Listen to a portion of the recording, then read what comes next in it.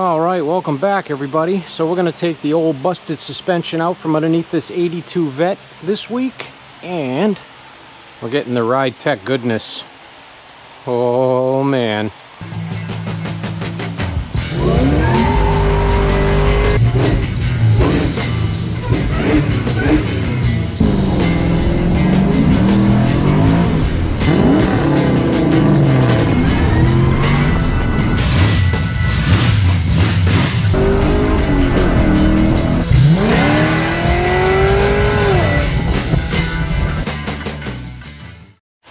Alright, so we're back with another 100-degree day edition of Joe Doing Stuff. So we have this 1982 Corvette Crossfire. If you guys remember these, because I do, because I was working for GM when these came out. This was aptly named because these things love to not only do their Crossfire thing, but to light your engine on fire as well. I'm kind of surprised there's still some kicking around. This is a 100% stock car minus his aluminum radiator, stock suspension, stock brakes, all that good stuff. We put a call into Ridetech, and what we have here is their front strong arm, upper and lower arm kit. We have their AFX pin spindles. These are different than the regular option you get when you buy the whole front true turn front end assembly kit, because these will fit the factory brakes. Their other spindles will also fit the factory brakes, but only with an adapter. These, the factory brakes will bolt right on. And since this guy's not looking to update brakes at all, we are just going straight on with the factory stuff. Now, we have coilovers for the front. We have regular shocks for the rear, and we have a new transverse leaf spring for the rear. A front sway bar, no rear sway bar, and this is part of the true turn system that should clean up the steering a lot. Apparently for Ridetech, 1982 is the only year that they don't offer a front and rear coilover kit. The rear coilover kits are really trick, and they replace the whole, if you know the Corvettes, you've got the trailing arm that your hub and everything bolts to.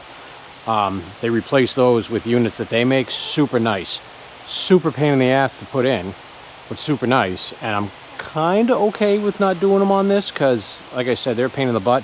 Not that getting the, I guess you can call it a spring compressor to de-arch that thing to get it into the back of the car isn't a pain in the ass, but to do those other things, trailing arms, axles, basically everything but the pumpkin has to come out.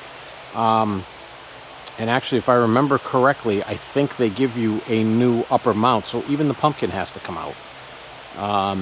But yeah, so we're going to get this up on the lift, get some wheels off of it, get a good look underneath. Today is Wednesday, so I'm probably going to take today, tomorrow, and Friday, because it's hot, so I'm working slow, to do the front suspension. And then the lift is needed for the weekend, so we won't start the rear yet. And then after the weekend, after the 4th of July holiday as well, and I will be extra dragging, we will start on the rear. Alrighty, so after looking through the instructions for both this front and rear kit, I have decided we're going to start with the rear, since we're only going to be replacing 3 things in the rear: the transverse spring and the 2 shocks.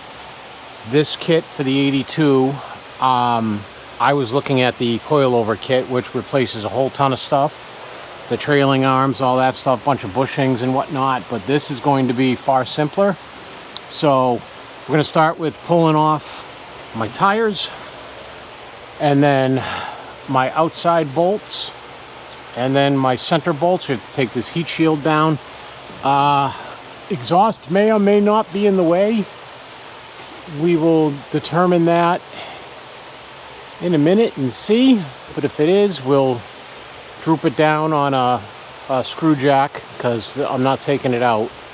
Also, something I found weird on these old Crossfires, always did, was they run, so the way this system is, it's 2 one-barrel throttle body injection units. And if you know anything about GM's 80s to 90s throttle body injection, it was horrible. We are 4 feet 5 feet back from the engine, and that's where my one-wire O2 sensor is. So that's pretty wild that it's that far back instead of being that close up there. I looked through, I was like, no, I must be mistaken. There's got to be another sensor up here somewhere, but there is not. Plus with the front, we will be swapping this stuff out to that true turn steering system, which is going to add another layer of work. So I'm just going to do the easy stuff first because it's hot, and I'm not afraid to say I have limitations in the heat. As you know, I'm not a huge fan of the C2, C3s, but one thing I do like is I always liked this wheel and center cap design, even more so than the knockoffs on the C2s. I think that was just cool, the way these fins all went. So I'm just gonna throw a 90-degree pick in there, pull this thing off, and pull these wheels off. All right, wheels are off. So next thing you're gonna do is take your cotter pins out of your end, I guess you can call these your spring end links. These ones I don't think are going to come out, so I'm just gonna power these things out and shear them off. They give you all new hardware and bushings and everything for this whole assembly. So I'm gonna repeat that on this side. And then what you're gonna do is you're gonna put a spring jack under here and take tension off of the bolt, and then unscrew this, pull the bolt out, let tension off slowly with the spring, with the screw jack. All right, as you can see, I've got that loose with tension off of it now. Up here a little bit more, I've got a wrench on the top of that. So this is a 13/16 up here. The nut is a 15/16. So, and as I said, these cotter pins are pretty rotted in here, so we're just gonna power it out. There we go. And now I'm gonna slowly let this spring down and hope for the best.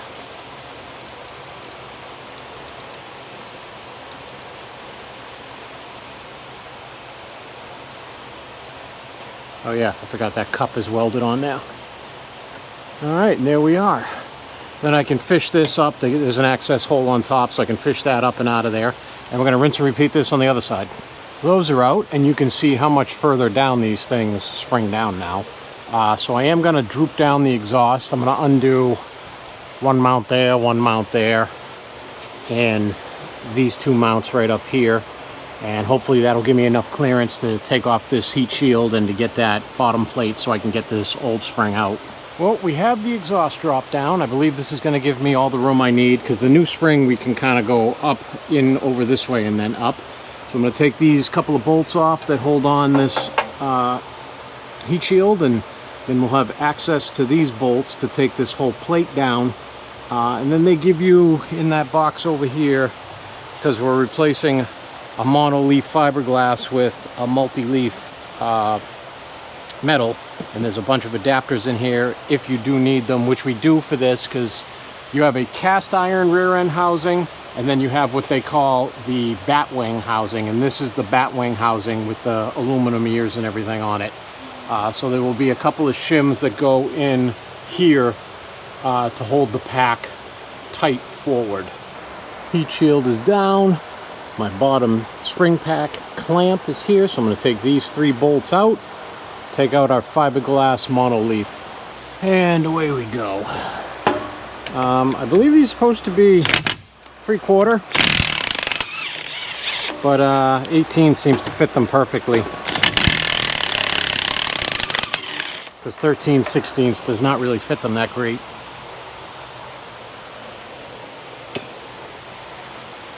All right, last one.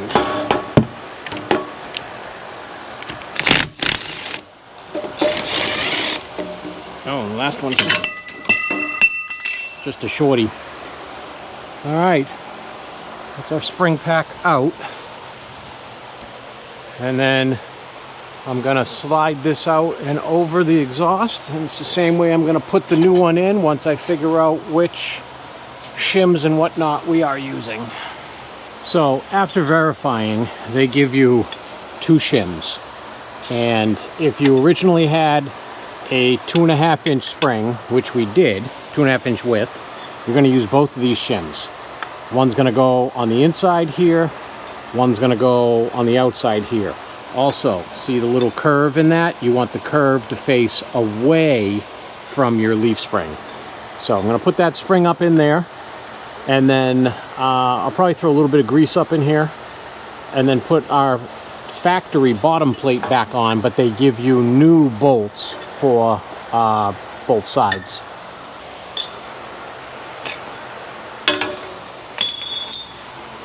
You'll also be removing this plate that was up there and I didn't realize was still up there.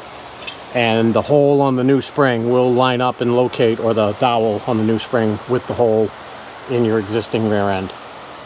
Spring is installed, new hardware with new lock washers, shim in front, or shim in back, shim in front. That plate that goes in the front here on the Batwing style, it does not say anywhere in there to install that back in, along with no pictures show it back in, so I am not putting it back in. So hopefully it doesn't have to go back in.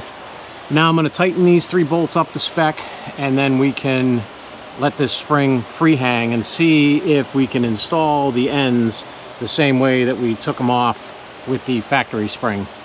So we could install it the same way, even though this is a much higher rate spring. One thing they give, so we're gonna have to get this on the ground on the wheels first to figure out where our adjustment's gonna be, because they give you these 4 spacers, and you can use 1 spacer on each side between the nut and your bushing here. And what do they say? That will lift the vehicle, blah, blah, blah, blah. Each spacer will raise the ride height by about 3 inches. So it's kind of a 1-to-1 ratio, because they're about 3/8 of an inch. So we got to see if we can get the ride height where we want it just with the nut on here.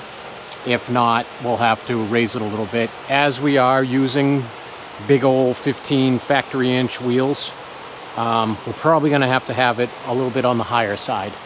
But we will see once we get it down on the ground. But right now, I'm going to go wash my hands because they're kind of dirty. So where I'm going to start is right there, with the bottom of the bolt being flush with the end of the castle nut.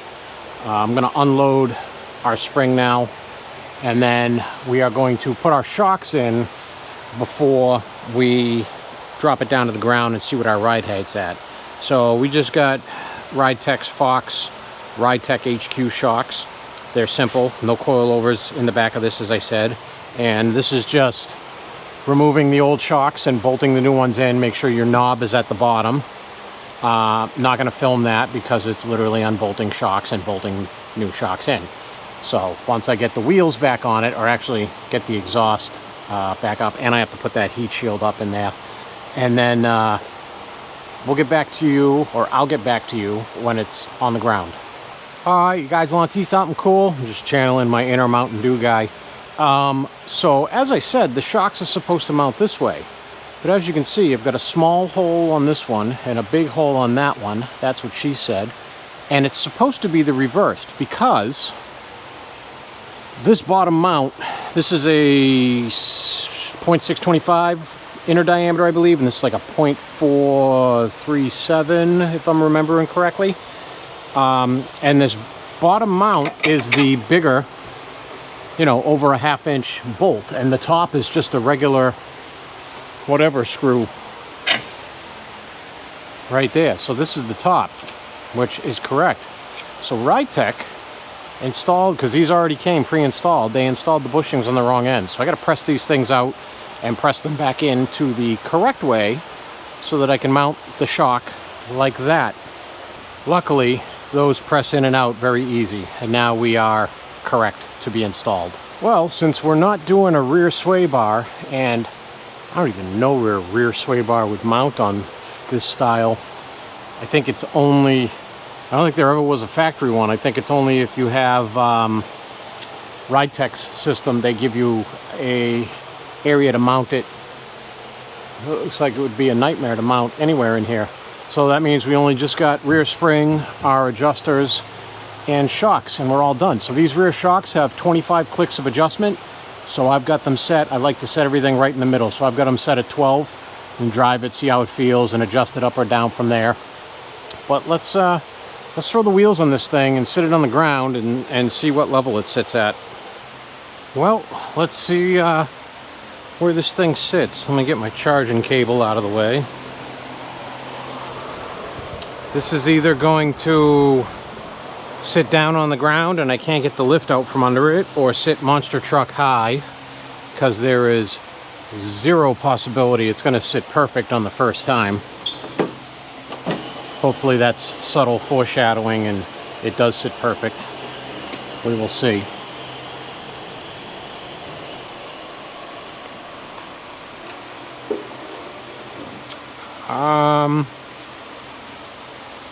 That's kind of not bad. I might have to kick the lift out to settle this down. No.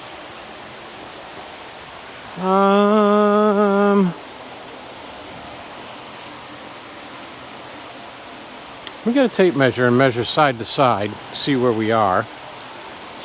Because if this is going to be a nicer, tighter handling suspension, I can do with a smaller gap in here. Let's see, we're at just about 27 on this side. This side looks a little higher. Yeah, 28. Are we? No, we're not resting on there. All right, well, we can't really get a good measurement until we do a little riding around. I'm going to take a look underneath and make sure everything clears. And then probably get started on the fronts. We also have, I got to fill some tires up. That tire is definitely low. All right, let me check a couple things, see where we sit. All right, so this front tire had about 5 psi in it. So as I pumped that tire up, the whole car tweaked this way. So now I've got about 27¼ inches to the top of the wheel well on both sides. I don't want to go too much. Like, I probably am going to drop this down an inch, and that's it. We're not sinking the wheels in here because they're big wheels.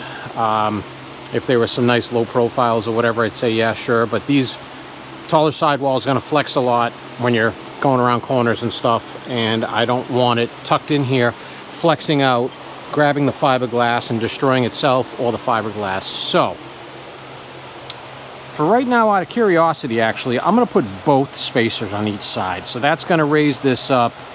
What's 3/8 times 2? 6/8, which is what, 11/16, I believe. Or 12/16. What's 12/16? That's 3/4 of an inch. I don't know, might be. Whatever that raises it up, it's going to be raised up.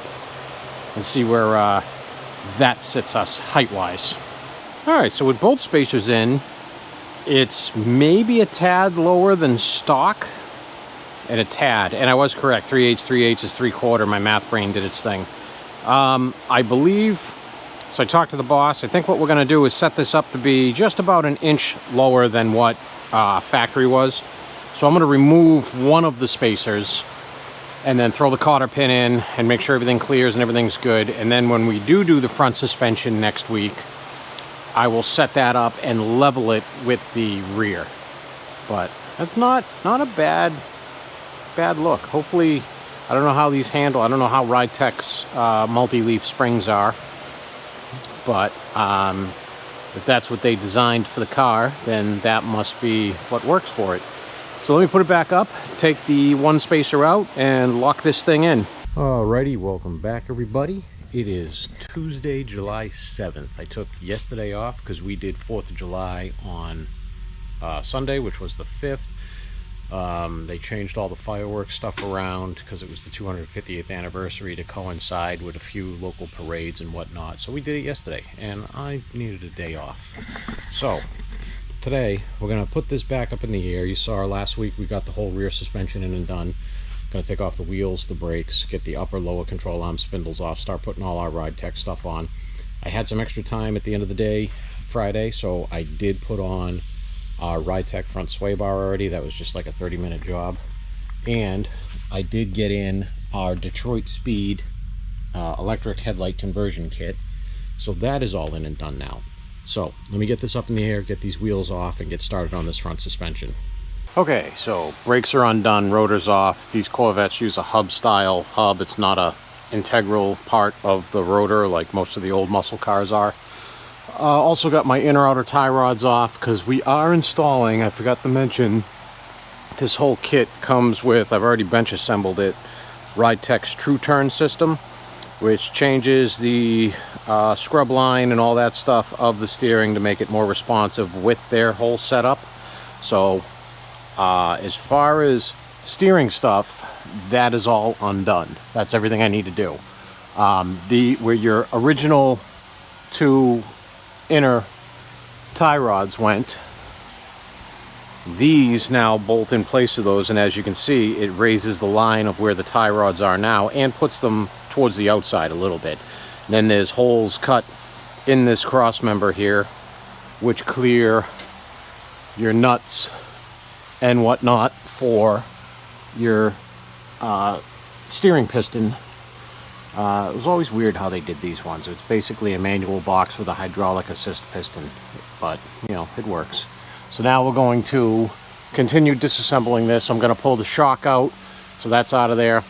Undo probably the bottom control arm bolts first and get those out of there, and then lower this down with my pump jack, or my transmission jack actually, to unload that coil and get it out of there, and then just pull upper arm, lower arm, spindle, all that stuff off. We are reusing the stock brakes on the Ridetech spindles.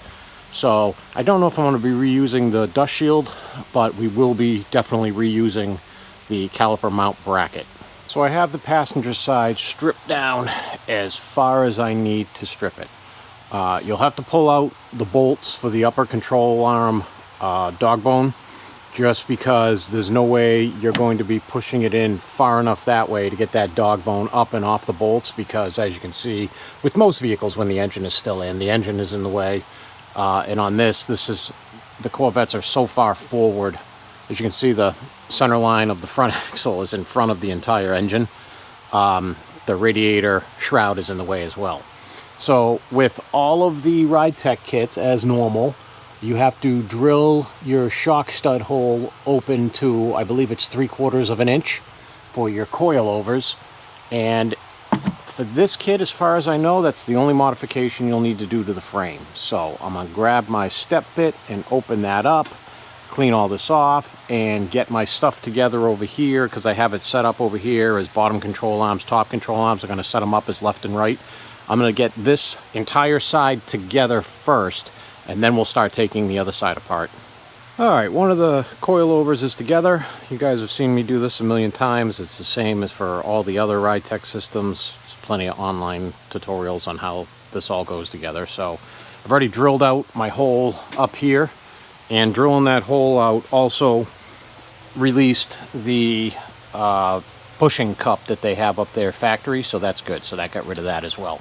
So I'm gonna get this coilover, I keep wanting to say control arm, up into this, and then we're gonna bolt the lower control arm on, and then we'll bolt the upper, and then we'll do the spindle. All right, so this is pretty simple. You just get the lower up in the hole. I've already got my bushing in my cap for the top. Then you can start your nylon lock nut by hand, and then you're in there and you're hung. On these, the adjuster knob is up on top. On the coilover, it's off right now because you got to take it off to be able to slide the whole assembly together when you're putting the coilover together. On the rears, they're usually down here, and that all depends on their mounting orientation. But I'm going to grab the wrench I need for the top of the actual strut rod, or shock rod in this case, and that lock nut, and snug those up. And basically you tighten those up so that when they're tightened, there's just enough drag on this where it kind of holds position. You don't crank those down, but you also don't want to leave them too loose. And we're tightened up there, in case you're wondering. The nut is 22 millimeter. The shank on the strut rod is 11 millimeter. And we are tight so we can move it around, but it holds its position still, so that's good. So I'm going to grab my upper control arm now. Got to do a couple small things to it, mainly put on my end caps and the nuts for that, and then I'll go over the pucks that mount inside here, and these have an adjustable ball joint offset. Okay, we got our passenger side arm here. I've got our lugs installed. I actually got them not installed correctly right now on purpose. You have 4 different ways you can set them up. Standard, which is dead zero, 1/8 inch back, 1/4 inch back, 3/8 inch back, and that's all for more aggressive caster. And then you also have your normal, where if this indent is against the frame horn, it's like a stock style, but you can rotate this whole thing around so it'll give you more camber because it pushes the whole control arm in. On top of, on this setup, you can unbolt this whole ball joint, and then you're basically going to rotate it 180 and bolt it into those holes instead, and that gives you even more aggressive camber.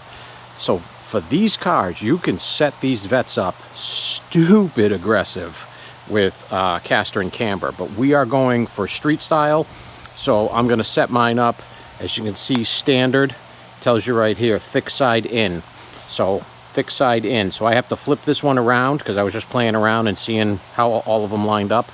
And then we're going to go throw this up in the car. The shims that I took out of this on the stock stuff, I'm going to throw back into here. So when we bring it to Russell for our alignment, he can add or subtract wherever he needs to. All the new fresh builds that we do when we get a frame back from blast and powder coat and stuff, we don't ever have any shims, so we don't put them in. But when we have something like this, we're going to put the shims back in where they came from. They're not going to be correct because the whole geometry has changed, but it gives him shims to add and subtract where he needs to. If he needs to move one to the front, one to the rear, take them out, add some more in, whatever. It gives him a baseline, basically. So that being said, I'm going to pop this one back out. These are press fit, or not press fit, but tight machine fit. And so flip it over. 90% of these Ridetech kits, these holes are exactly centered, but not for this Corvette style because of the spacing on your studs right here for mounting that control arm. And if you wanted to change more aggressive caster on them, you have to buy different offset plugs from Ridetech, but not on this one. They just come with it.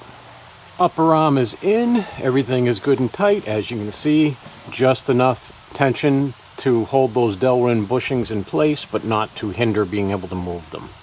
I'm going to leave the factory mud flapper, whatever, water guard in there, even though we're rubbing on it on the control arm. It's not a big deal. If it does become a big deal, which I don't think it's going to, I'll pull it out because it's just held in by these push pins, but everything clears, so it's fine the way it is. Next up, we're going to put this bottom on, and the bottom, because these mount to the frame in a weird way, come with these brackets to, well, let me show you, these brackets to mount them in, and I believe it's the front mounts with the factory big bolt, the rear goes in with these brackets. And when I say factory big bolt, I mean factory style big bolt, because they give you new hardware for everything. And also, same deal, we have to put the end caps on each one of these sides with our lock nuts and whatnot. So unlike the upper control arms that you just put one of these beveled washers on each side, the lower control arms are set up a little bit different. As you can see, the bushing does not come through on this side, but it does on this side. And you get a separate hardware kit that'll give you 2 different sizes of washers. Obviously, the big one's going to go on the side where the bushing comes through, and this one goes on this one over here. And they also give you new nuts for both sides. If I can get this on with one hand, which I don't think I can. Here we go.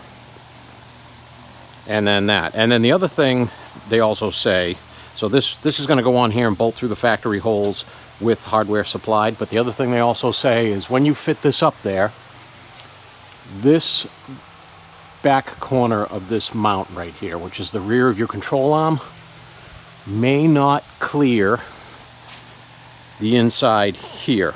And it doesn't. I've already fit this up. So they tell you right in the instructions that you may have to clearance this back some. So I'm going to grab my cutoff wheel and take I don't know, maybe a 1/4 inch off of this whole assembly here, because this is our actual mounting hole that's going to mount it. So a 1/4 inch should give me plenty. And obviously I'm going to push these transmission lines up and out of the way. And then we can get this lower control arm bolted up. Here's your factory front holes. Well, as Murphy's Law would dictate, this was a perfect time. Oh, Jesus, that thing's almost fully locked up for my cutoff to just completely screw the pooch, which I can't be mad at this thing. This thing is probably 20 years old now, and I have abused the hell out of it. So I know there's another one around here somewhere. I just gotta go find it so we can finish cutting off that 1/4 inch of material I needed to cut. And the other side, yeah, the other side's out in the open, so I can just use my Sawzall to nip that off. And that bolts on like so. So everything is good and moving. Next, we're gonna put in our 2 spacers for the bottom of the coilover into this bolt, or that hole for the bolt right there, to mount that. And then this will be up in place. Then we can put the spindle on and bring this one down to it. As you can see, your sway bar link is going to bolt right here. This is a bushing that they give you to put in here. This is going to be your bump stop. There'll be a bolt that goes in there, and that will go off of the steering arms they give you, because they're not cast in as they are on the factory stuff. So they give you a new set of regular, just GM, you know, 60s and 70s muscle car steering arm setups that are going to bolt to that, along with our existing brake bracket and all that stuff. So far, this is going pretty easy. I honestly think the only thing that's going to trip me up, well, not trip me up, but take longer, is just adapting the brakes over, because most times, I haven't laid these out yet because obviously they're still together, but most times you have to do a bunch of trimming on that factory caliper bracket to be able to mount it to the other arms. And are these? Yeah, these are drop spindles as well. So these are probably, I think they're usually 2.5 inch drops. Well, yeah, well, they have to be. You can see right here, the difference between here and here is about 2.5 inches. And that's where that brings that spindle up, because normally that spindle would be, or the spindle would be at the bottom-ish, down another 2.5 inches, as it is on that one. So yeah, so let me grab a knuckle. Well, let me bolt this coilover on actually first, and grab a knuckle and then put it on. I'm not going to bolt the sway bar on yet until that side I got it all the way together, because it's just nicer having the sway bar out of your way. But just to show you, that's how those billet mounts that they give you mount in there, and just sandwich in, and supplied nut and bolt and washers. Same thing with the back, supplied nut and bolt and washers. And as you can see, I have plenty of clearance in here now. And the coilover is bolted in. And in case you've noticed, there's 2 things I want to point out here. I have not put any Zerk fittings in yet. I don't do that until I'm all the way done and together, and then I throw in all the Zerk fittings and grease everything. And also at this point on this particular car, because the caliper mounts in front of the knuckle, you want to run it over here now, because if you put your knuckle up on here, you're not sliding that caliper in through here, so do not forget to do that.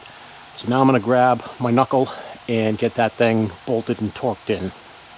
So these knuckles are not left and right specific. They are identical. The only thing that makes them determine, you know, what side to side they're going to be is the steering arm that you bolt on. So these can actually be bolted on either side, and then you throw your left or right steering arm on it. So I'm going to go grab my castle nuts, torque these down, throw the cotter pins in, and then we kind of have a suspension again. Next up, steering arm and brakes. And in case you're wondering, it's 65 foot-pounds for the lower, 50 foot-pounds for the upper. And with everything bolted up, we have a completed suspension. The suspension part, just the suspension. Next up, we're going to do the brakes, but it is lunchtime. It's a beautiful rainy day. This whole week is supposed to be rainy, actually, so might not be doing a test drive in this after we're done. We'll see. Until the week after the following, because the next week I'm on vacation. Yay me. But yeah, so I'm going to order my lunch, and then I'm going to lay out my parts for the steering and get that other spindle disassembled, the factory one, to get the stuff off of it that we need for this one. Okay, lunch was great, and I ran into our first problem, which is where I thought we were going to. So this is your factory bracket for your C3 spindle, and this mounts from here to the back side of the spindle, and your steering arm goes between it down here to take up that gap. Now, this is in no way, shape, or form going to be lined up with anything. So Ridetech makes a kit. I'll put the part number to it up here somewhere. And I questioned that at the beginning, but we had talked to our Ridetech rep, and they said, no, stock brakes should fit this spindle. Obviously, that was not true. So, now that we have this together, I'll show you my steering arm is in there too. Everything is bolted in, lock washer, the bolt, some Loctite, and it basically flush to there. And this is your new steering stop, which when I put the nut and the bolt in here that's supposed to be in here, we'll contact that. So we have a front suspension at least on one side. So now while I wait for the brake stuff so that we can reuse this factory stuff, I will, I guess, take the other side of the suspension apart and do this whole process again. And I'll save you that from, having to watch that, because you just watched me do it on this side. It's going to be the exact same thing, just on the other side. The only difference is the upper control arm mounts are a little bit easier on the other side because the engine doesn't come so close to them as it does on this side. So, if it's not one thing, it's another. That's how it is all the time. So step us back a day or two maybe, but whatever, it'll still go together and it'll still look sweet. So let me get to that other side, and I will be back with you guys when we get the stuff in that we have to order. Well, just because I don't have my brackets here, I figured we'll just carry on because I do have some other stuff I can show you. I do have the driver's side all the way bolted together now, and I wanted to give you a quick little tip, or not tip, but just a reminder that on the bottom of this, if you're using the Ridetech sway bar kit, they give you this little T-bushing or T-washer. It's gonna go on the floor. It's gonna go on the stud so that it protrudes through your mount here. And then on the other side, you're going to put your washer and your lock nut just like they tell you to. Next up is our true turn steering system. Right now I got this turned all the way that way because I needed it to be able to trim what we needed to trim on this side. So I'm going to turn the wheel back straight again, and then we're going to mount the two studs that go in here. They're a stud on this side, and on this side they're conical on this side, just like the tie rods, and a stud on this side to hold that whole steering brace slash geometry changer. So those two studs I was talking about are these two guys right here and here. So I'm going to take these out of this mount right now and mount them into our center link. And if you're going to ask why I don't just tighten the stud section into these first and then mount these, it's because this side, as you can see, is normal fit. This side is slotted to take up any variances in the center link itself. So we got to get these mounted in the center link first before we can mount this to the other side. Okay, with those two securely in there, which these things are awesome because they go in and the cone, it's got a slightly little bit machined surface on it. So I was able to torque these to spec without having to hold this side. No problem. Cotter pins are in both of them. So I'm going to go grab our true turn center link assembly, and I'm going to try to place this whole thing up there with the tie rod still attached to it. If I can't, because it's a pain in the butt, I'm just going to take the tie rods. These are all hand tightened right now anyways. Well, I got it on there. So you put one of your big 16th inch washers in the front and behind this piece, and that's how it fits all the way over. And this is extremely tight. So if this nut is oriented so a point is going upwards, you're not going to be able to get that thing on there. So the nut, the top and bottom have to have the flats horizontally. I don't know if that was by design or just an oversight on their part where they didn't open this up a little bit more, or casting differences in a center link where this hole isn't a little bit lower where it's supposed to be or whatnot. Who knows? This is ancient technology getting new technology, but there we go. So I'm going to torque these two up, then I'm going to torque my two inner tie rod castle nuts and put those on. These, your inner and outer tie rods, they give you these little sights right here, and basically you thread these in until the light just barely disappears. You should have 2 to 3 threads in that sight there, and then you lock them down. That's your starting point until you get in alignment. Next, I believe I'm going to take these off, and because these are just separate pieces in the Heim link, they're not part, you know, they're not a ball joint, spherical joint with a stud on it. And I'm going to mount these in my steering arms, but I'm not going to I'm not going to attach the Heim joints yet until I get my front brakes done, because I'm going to need to rotate this spindle back and forth to get all that on, plus my rotor and all that stuff. And I don't want to have to be doing it by the whole steering system, and then I'll just attach those after. Well, that's all for today. These are all in. I decided to go throw all my Zerk fittings in all my locations.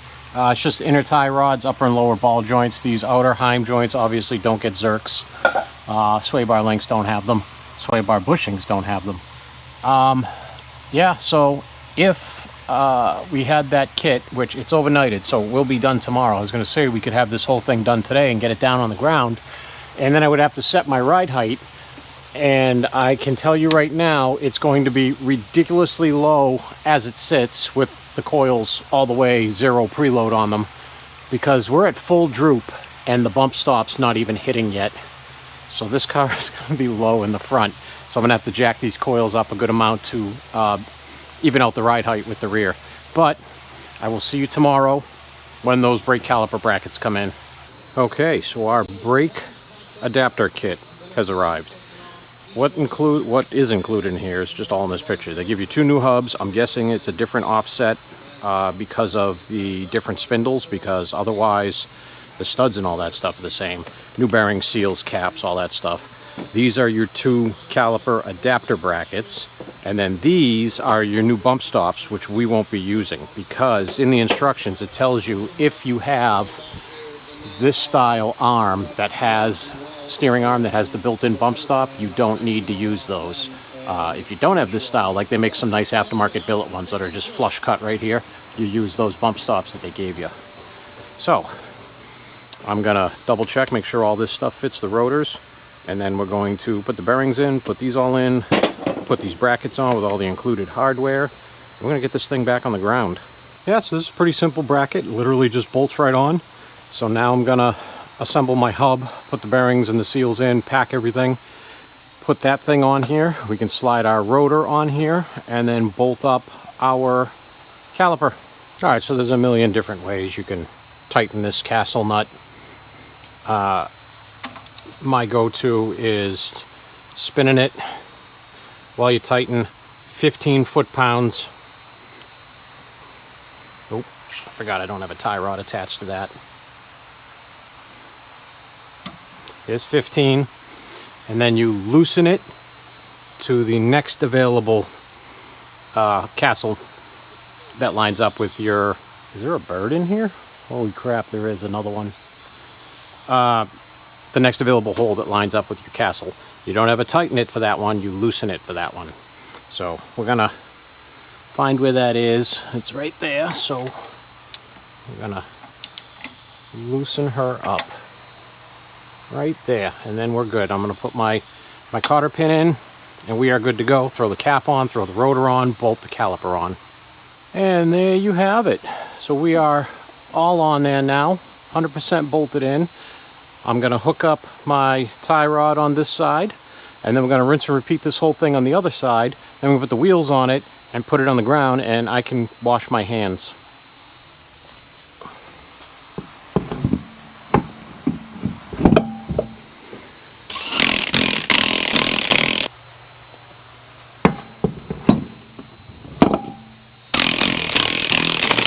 All right, the moment we've been waiting for, to put it on the ground and watch these things be sunk way up into the wheel wells, because I have basically zero lash on the coils right now. But it's going to give me a rough idea of how much I got to crank them up.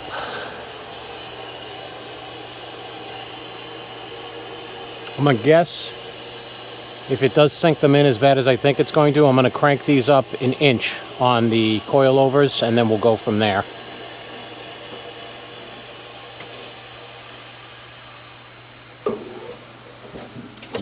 Yeah, all the way in. It looks badass, but all the way in. All right, I'm going to put it back up, crank these up. We'll start with an inch, and we'll see where that puts me.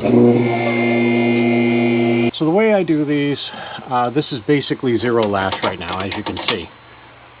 This is about 1 3/8. I give myself a reference point. I do to either the top or the bottom of this sticker right here. So to the top of the sticker on 1 3/8. I'm going to bring these up so that it's 2 1/2 of thread showing to the top of this sticker and our adjustment collar, and then we're going to see where that sits us. Okay, so I went 2 1/4 because as I got to about there, I felt like we had a good amount of tension on the coil spring itself. So we're going to see where that sits us.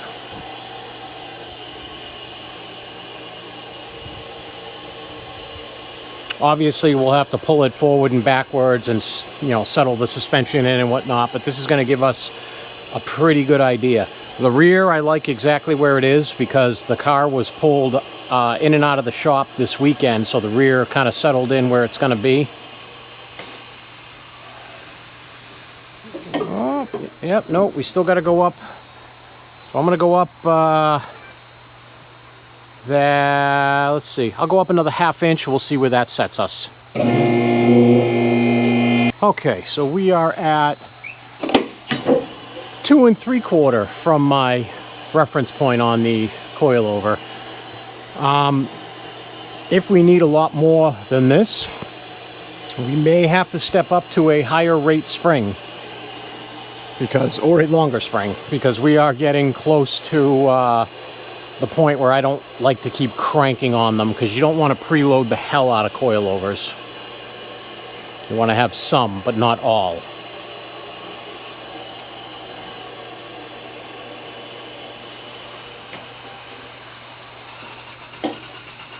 Ooh, but that looks pretty good. Let me see how the other side looks, see if it all sat flat. This side might actually need to come down, but this is why you got to move it back and forth so you can get everything to settle down where it needs to. Because as you can see, we still got some movement, and you can hear the back tires squeaking, and those are squeaking because these C2 and C3 Corvettes have such a deep or such a wide suspension throw that when you're, you know, on the ground, your wheels are like this, but when you are unloaded up on the lift, your wheels are like this. So that squeaking you hear is the bottom of the tires squeaking outwards. Let me move the GTO and clear me a path so I can pull this in and out, maybe pull it out front and see how it sits, and then we'll see if our final stance is going to be right there or if I'm going to do a little bit more adjustment. Well, I gotta tell you, I don't hate it. I think I'm going to try to crank it up 1 more 1/4 inch in the front and call that a day. It definitely lowered the car a good amount. I think it looks good, but I want that front end to be just a little higher, and the alignment is way the hell out. So what I'm going to do now is I'm going to pull it back inside and then measure to the ground, to the wheel well center on each wheel, and see where we are side to side, and then try to lift this front end just a tad more. But I mean, it feels, just pulling it around the shop out here, it feels phenomenal now. Can't take it for a ride. This alignment is so far out in the front end, but it is going to get the alignment today actually, so that's why I'm getting this all set up. But yeah, not too bad. So I'm gonna take it in, do a quick little adjust on the front, get that height just a tad higher. You can see on this side, I think the other side is a little lower, but on this side you can see that it's just about there. Just got to go just a bit higher in the front. But that's your C2, C3 Ridetech installation. And I don't know if I have a picture of this car from before. If I do, I'll put it up in the corner. If I don't, you won't see it, but you have to take my word for it. There was 2.5 to 3 inches of fender gap between the wheels and tires beforehand. All right, I'll talk to you guys later.